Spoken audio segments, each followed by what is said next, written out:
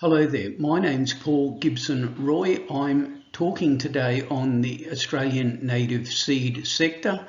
I'm very grateful to the organisers of this seed symposium for the opportunity to present. The Australian native seed sector consists of a wide range of participants, including individuals, commercial businesses, non-government organisations, universities, community and Indigenous groups, and importantly, government agencies at local, state and federal levels. It's developed in an ad hoc rather than a structured and coordinated fashion over several decades, and hence these various groups do not always interact or work together in the most effective or efficient manner.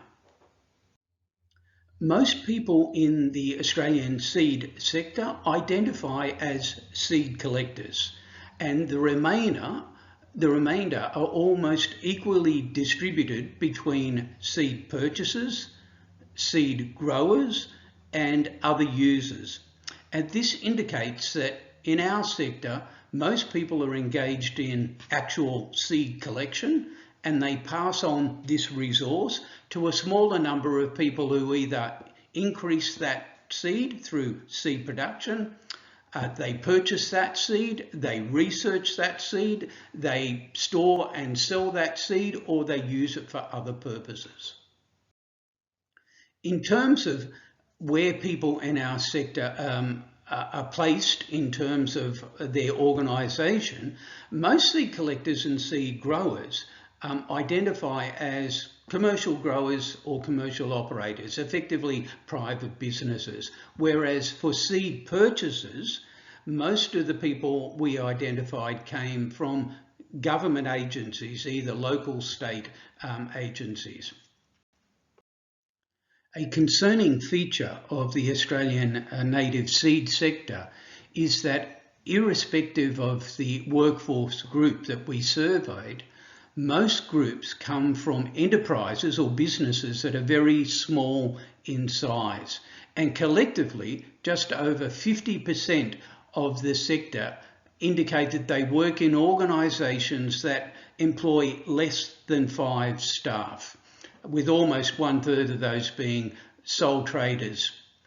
You can see there from that graph that I've circled in the blue that the seed collector group effectively come from this group of organisations with less than 5 people, whereas seed purchasers, which I spoke about earlier, coming mainly from government agencies, you can see that the majority of those are coming from larger organisations, as you would expect, being affiliated with government agencies.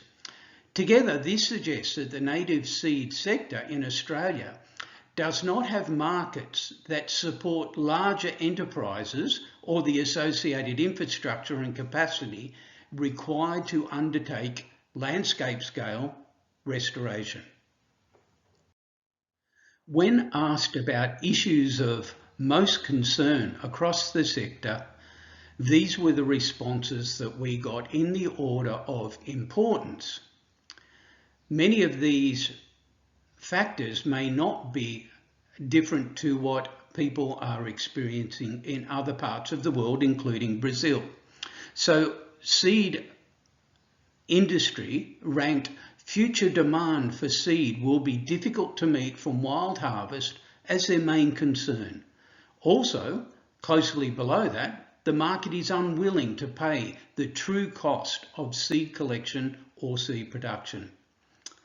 Importantly as well, the concern was that there is a lack of seed available from a broad range of species, and that seed demand is inconsistent and unpredictable and often made at too short a notice. So many of these concerns, I'm sure, would be similar to those felt by people participants in the room today.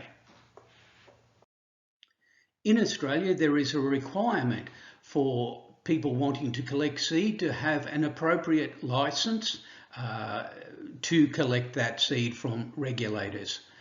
Our feedback from the sector found that most seed collectors, 61%, held current licences, but a sizable proportion, almost 1/3, did not. Responses from many in the sector indicate that getting a seed licence involves many difficulties, including complicated and sometimes arbitrary procedures, difficulties in interpreting decision-making from the regulator, long turnaround times, meaning that many collectors simply choose to work without permits rather than go through that process. So this indicates a need in Australia for more meaningful discussions between the various licensing agencies and practitioners to create a system that's more effective, more workable, more equitable, and still maintains all the checks and balances needed to protect native species. Our survey findings indicated that most native seed in Australia is actually sourced from private land and public reserves and roadsides, and very little is indeed taken from state or national parks. This verifies that much native seed in Australia used in restoration is sourced from what are likely to be small, fragmented populations with a high probability of inbreeding depression. And this increases the risk in Australia that our restorations may be genetically compromised. In Australia, for many decades, there has been a preference towards local provenance seed collections. However, our survey findings indicate a significant shift in practice towards broader provenance ranges over which seed can and is being moved. This may have been prompted by revised guidance on provenance and collection strategies in light of climate change predictions to incorporate a wider range of genetic diversity for adaptability. Conversely, it might indicate that strict provenance stipulations are simply being ignored or flouted, and seed is collected and used widely to meet purely pragmatic goals around demand, price, and business viability. You can see in this slide the collection ranges for the tree group. We have asked participants to indicate where the bulk of their seed is sourced from in distance categories in kilometres. And you can see there in the blue, seed collectors, and grey, seed purchasers, that the bulk of collections are skewed towards the right, which indicates more distant collection ranges, and that in fact very little is coming from what might be considered local provenance of ranges below 10 or 20 kilometres. This characteristic in collection ranges is also consistent for the plant group shrubs. As you can see there, the graph is skewed towards the right as well. This is in fact the same for the case of the group grasses. And also for the last group, we characterised non-woody wildflowers. So as you can see here, across the 4 plant types, most seed is collected from 50 up to and beyond 500 kilometres, and the least is collected within 10 and 20 kilometres, which would indicate local provenance. Another survey finding which is particularly concerning, and it showed across all those 4 plant groups, that seed is overwhelmingly collected or used on an annual basis in very small volumes. And this indicates that seed availability seed availability in Australia for restoration has essentially remained static for at least a decade or more. And this seems to be a poor indictment on the rate of sector development in those intervening years. This graph indicates the weight categories for the four different plant groups that I've already spoken about, collected, produced or used on an annual basis.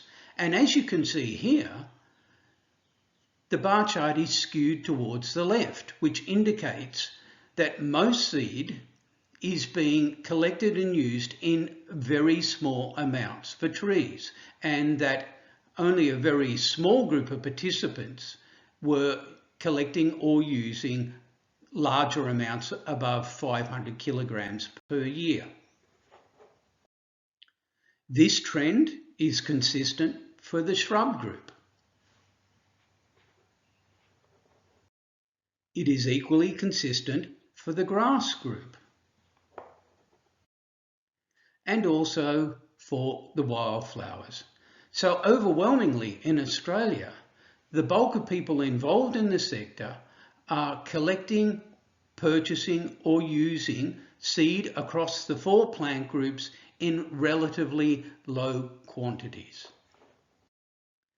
Access to species diversity is particularly important if we are aiming to reconstruct complex ecological communities. Worryingly, when we asked our sector what was the typical amount of species diversity available for restorations, we found that it was surprisingly low, with approximately 2/3 of seed collectors and a half of seed purchasers indicating that seed mixes typically contained less than 20 species, and only a very small proportion of participants in our survey indicated that they used higher levels of diversity in their restorations. This indicates that in Australia, ecological restoration is unlikely to be species rich and would fall far short of any of the goals to mitigate the diversity currently being lost to development and other forms of disturbance in our country. Seed production, cultivated seed production, is seen by many as an important potential method to increase the availability of native seed that's just not available from the wild. However, we found concerningly that seed production in Australia at the moment has very limited capacity. Most organisations are small, they employ very few people, most seed production areas are very small, less than 1, 2, 3 or 4 hectares, and most grow only very low levels of species diversity. Seed testing is critical for understanding the quality characteristics of seed used in restoration.